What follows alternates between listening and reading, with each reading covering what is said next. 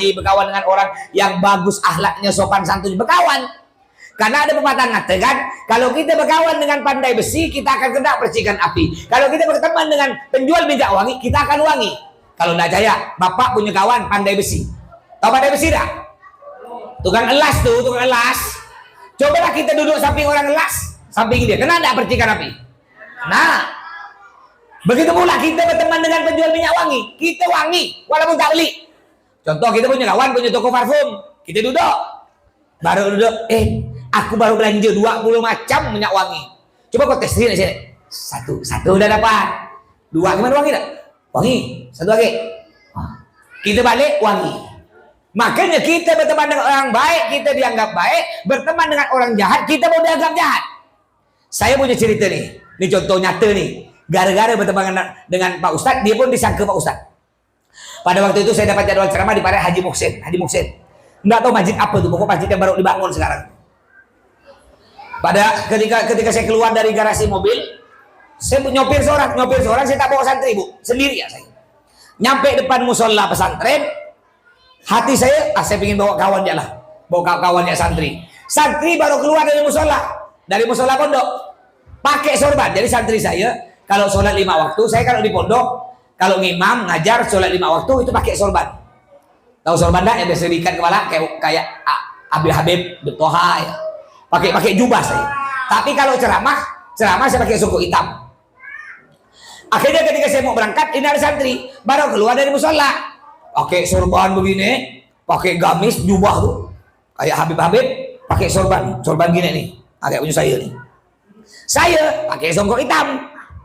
Duduk samping saya.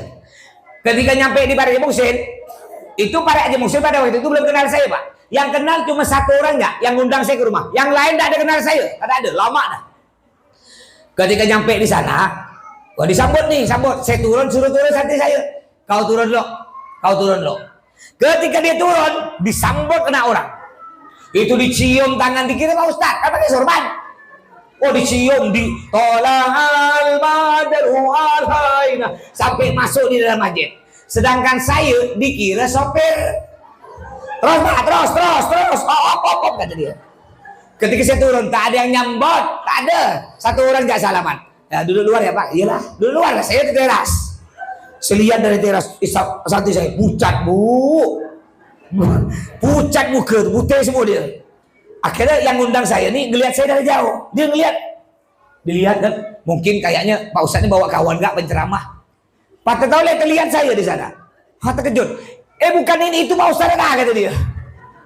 Akhirnya saya masuk. Ini kan gara-gara berkawan dengan Pak Ustadz, dianggap Pak Ustadz. Makanya carilah kawan yang baik-baik. Tadi yang ngawal saya ke sini, ada kawan-kawan pakai seragam hitam, yang ngawal saya itu kelompok silaturahim namanya. Silaturahim. Makanya ibu bapak hadir di sini, ini kan ada faedahnya, di antaranya bisa silaturahim. Kalau udah ada cara gini, Pak ya kita tidak ketemu tangga nih, betul tak? Mohon maaf, pakai komplek Pak ya, mohon maaf. Beda kalau rumah kampung ya. Bapak kan rata-rata ini kan dari kampung mana beli rumah sini kan. Kalau rumah kampung mungkin silaturahminya masih kuat lah, karena udah kenal dari lama.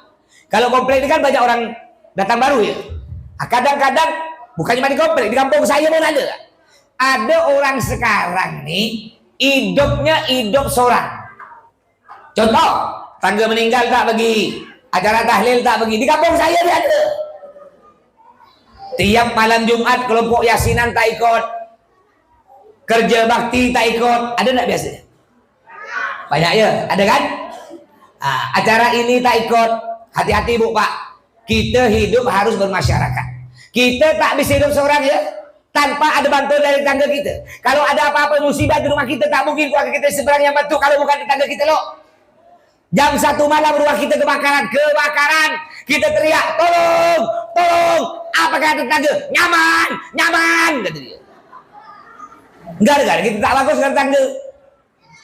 Yang keempat terakhir, jika ingin bahagia dunia akhirat, wa ayyakuna rizquhu fi baladih, kita bekerja di kampung seorang. Walaupun kita tidak kaya, tapi kita dah kerjanya di sini pak, di kampung seorang, di Pontianak, Kuburaya, nikmat daripada kita kaya tapi kerjanya di Malaysia, kaya kerjanya di Arab Saudi. Kenapa tidak nikmat? Karena pisah dengan keluarga. Makanya kerja tak usah terlalu banyak milih. Saya punya santri kemarin ketemu, sampai sekarang belum punya kerja. Saya tanya, kau udah punya kerja gak? Belum mas, bang santri bilang, mas, kau kan udah lama berhenti, udah 5 tahun, kenapa kau belum punya kerja? Tak ada kerjaan cocok. Jadi kau ini pingin kerja apa? Kerja agak sejuk-sejuk tuh. Saya bilang, oh, kau pingin kerja sejuk, jual es batu.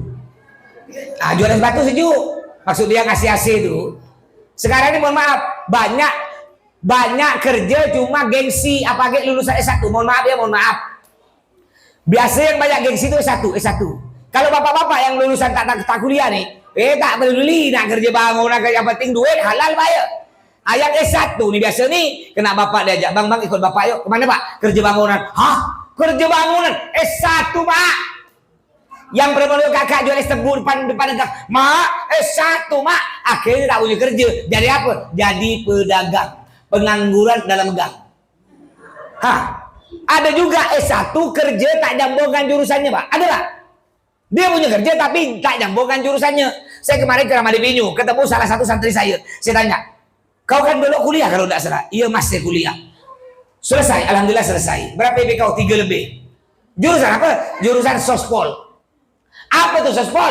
Sosial politik. Hebat kau nih, bisa jadi anggota dewan kau. Kerja apa? Jual es tebu. Ngapa tak nyambungan jurusan? Bu, ada ke kuliah jurusan es tebu? Ada kan?